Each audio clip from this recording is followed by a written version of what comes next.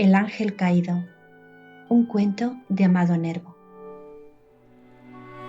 Un cuento de Navidad dedicado a su sobrina María de los Ángeles.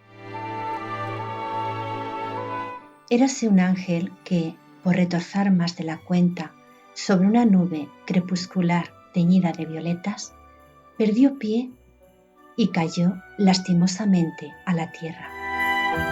Su mala suerte quiso que, en vez de dar sobre el fresco césped, diese contra bronca piedra, de modo y manera que el cuitado se estropeó un ala, el ala derecha, por más señas.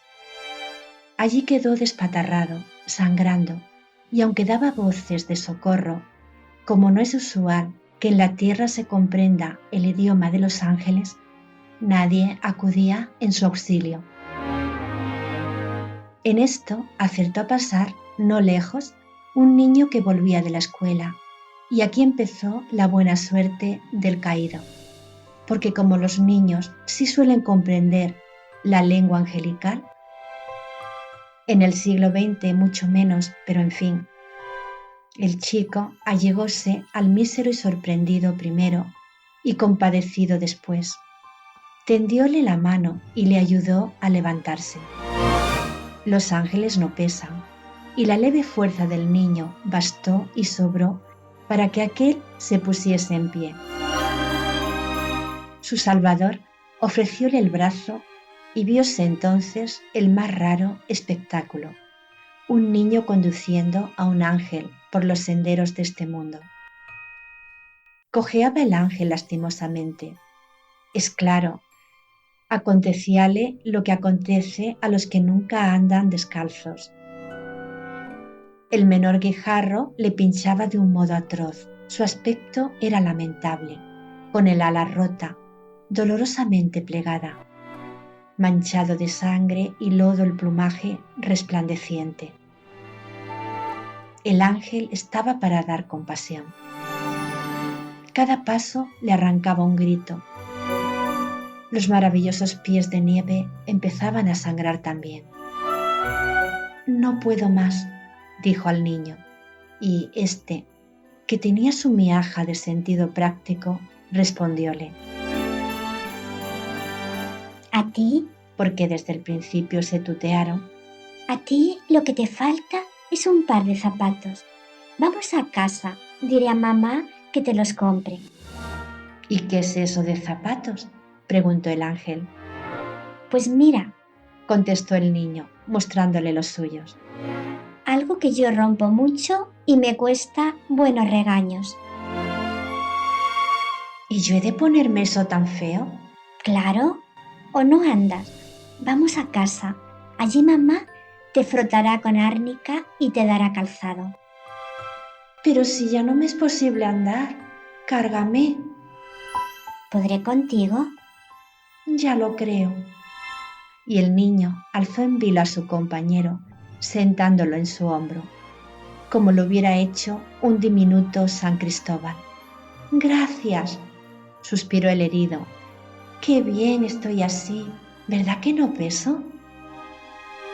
Es que yo tengo fuerzas, respondió el niño con cierto orgullo, y no queriendo confesar que su celeste fardo era más ligero que uno de plumas. En esto se acercaban al lugar, y os aseguro que no era menos peregrino ahora que antes el espectáculo de un niño que llevaba en brazos a un ángel, al revés de lo que nos muestran las estampas. Cuando llegaron a la casa, solo unos cuantos chicuelos curiosos les seguían.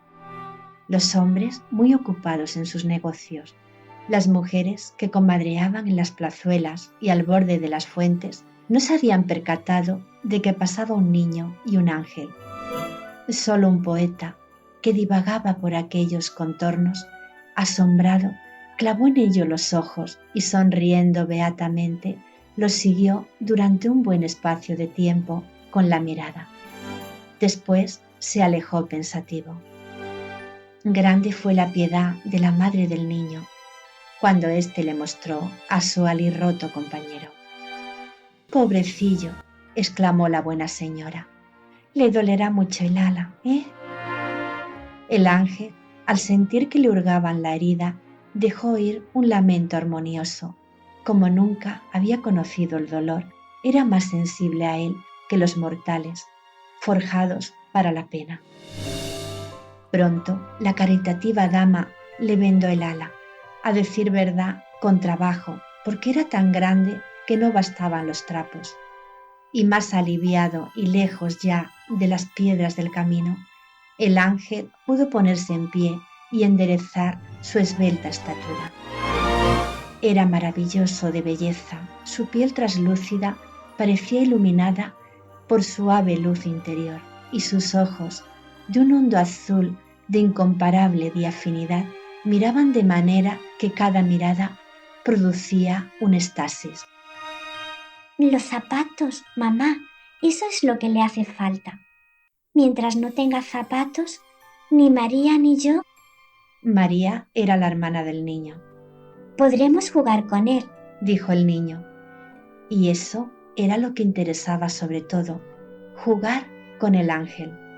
A María, que acababa de llegar también de la escuela y que no se hartaba de contemplar al visitante, lo que le interesaba más eran las plumas, aquellas plumas gigantescas, nunca vistas, de ave del paraíso, de quetzal heráldico, de quimera, que cubrían las alas del ángel, tanto que no pudo contenerse y acercándose al celeste herido, sinuosa y zalamera, cuchicheóle estas palabras. Di, ¿te dolería que te arrancase yo una pluma? La deseo para mi sombrero. Niña, exclamó la madre indignada, aunque no comprendía del todo aquel lenguaje. Pero el ángel, con la más bella de sus sonrisas, le respondió extendiendo el ala sana. ¿Cuál te gusta? Esta tornasada. Pues tómala. Y se la arrancó resuelto, con movimiento lleno de gracia, extendiéndola a su nueva amiga, quien se puso a contemplarla embelesada. No hubo manera de que ningún calzado le viniese al ángel. Tenía el pie muy chico y alargado en una forma deliciosamente aristocrática, incapaz de adaptarse a las botas americanas, únicas que había en el pueblo, las cuales le hacían un daño tremendo, de suerte que claudicaba peor que descalzo. La niña fue quien sugirió al fin la buena idea. Que le traigan, dijo, unas sandalias. Yo he visto a San Rafael con ellas en las estampas en que lo pintan de viaje con el joven Tobías y no parecen molestarle en lo más mínimo. El ángel dijo que, en efecto, algunos de sus compañeros las usaban para viajar por la tierra, pero que eran de un material finísimo, más rico que el oro, y estaban cuajadas de piedras preciosas. San Crispín, el bueno de San Crispín, fabricábalas. Pues aquí, observó la niña, tendrás que contentarte con unas menos lujosas y déjate de santos si las encuentras. Por fin el ángel, calzado con sus sandalias y bastante restablecido de su mar, pudo ir y venir por toda la casa. Era adorable escena verle jugar con los niños. Parecía un gran pájaro azul, con algo de mujer y mucho de paloma. Y hasta en lo zurdo de su andar había gracia y señorío. Podía ya mover el ala enferma y abría y cerraba las dos con movimientos suaves y con un gran rumor de seda abanicando a sus amigos. Cantaba de un modo admirable y refería a sus dos oyentes historias más bellas que todas las inventadas por los hijos de los hombres. No se enfadaba jamás, sonreía casi siempre y de cuando en cuando se ponía triste, y su faz era muy bella cuando sonreía. Era incomparablemente más bella cuando se ponía pensativa y melancólica, porque adquiría una expresión nueva que jamás tuvieron los rostros de los ángeles y que tuvo siempre la faz del Nazareno, a quien, según la tradición, nunca se le vio reír y sí se le vio muchas veces llorar. Esta expresión de tristeza augusta fue, quizá, lo único que se llevó el ángel de su paso por la tierra. ¿Cuántos días transcurrieron así? Los niños no hubieran podido contarlos. La sociedad con los ángeles, la familiaridad con el ensueño, tiene el don de elevarnos a planos superiores, donde nos sustraemos a las leyes del tiempo. El ángel, enteramente bueno ya, podía volar, y en sus juegos maravillaba a los niños, lanzándose al espacio con una majestad suprema. Cortaba para ellos la fruta de los altos árboles y, a veces, los cogía a los dos en sus brazos y volaba de esta suerte. Tales vuelos, que constituían el deleite mayor para los chicos, alarmaban profundamente a la madre. «No vayáis a dejarlos caer por inadvertencia, señor ángel», gritaba la buena mujer. «Os confieso que no me gustan juegos tan peligrosos». Pero el ángel reía, y reían los niños, y la madre acababa por reír también, al ver la agilidad y la fuerza con que aquel los cogía en sus brazos y la dulzura infinita con que los depositaba sobre el césped del jardín. Se hubiera dicho que hacía su aprendizaje de ángel custodio. «Y sois muy fuerte, señor ángel», decía la madre llena de pasmo, y el ángel, con cierta inocente suficiencia infantil, respondía: «Tan fuerte que podría zafar de su órbita a una estrella». Una tarde, los niños encontraron al ángel sentado en un poyo de piedra, cerca del muro del huerto, actitud de tristeza más honda que cuando estaba enfermo. «¿Qué tienes?», le preguntaron al unísono. «Tengo», respondió, «que ya estoy bueno, que no hay ya pretexto para que permanezca con vosotros, que me llaman de allá arriba y que es fuerza que me vaya». «¿Que te vayas? Eso nunca», replicó la niña. «¿Y qué he de hacer si me llaman?» «Pues no ir». «Imposible». Hubo una larga pausa llena de angustia. Los niños y el ángel lloraban. De pronto la chica, más fértil en expedientes como mujer, dijo: «Hay un medio de que no nos separemos».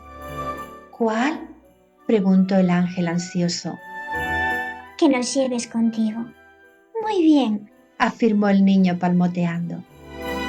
Y con divino aturdimiento los tres pusiéronse a bailar como unos locos. Pasados, empero, estos transportes, la niña quedó pensativa y murmuró: «Pero, ¿y nuestra madre?». «Eso es», corroboró el ángel, «y vuestra madre». «Nuestra madre», sugirió el niño, «no sabrá nada. Nos iremos sin decírselo y cuando esté triste vendremos a consolarla». «Mejor sería llevarla con nosotros», dijo la niña. «Me parece bien», afirmó el ángel. «Yo volveré por ella». «¿Estáis, pues, resueltos?» «Resueltos estamos». Caía la tarde fantásticamente entre niágaras de oro. El ángel cogió a los niños en sus brazos y de un solo ímpetu se lanzó con ellos al azul luminoso. La madre en esto llegaba al jardín y toda trémula vióles alejarse. El ángel, a pesar de la distancia, parecía crecer. Era tan diáfano que a través de sus alas se veía el sol.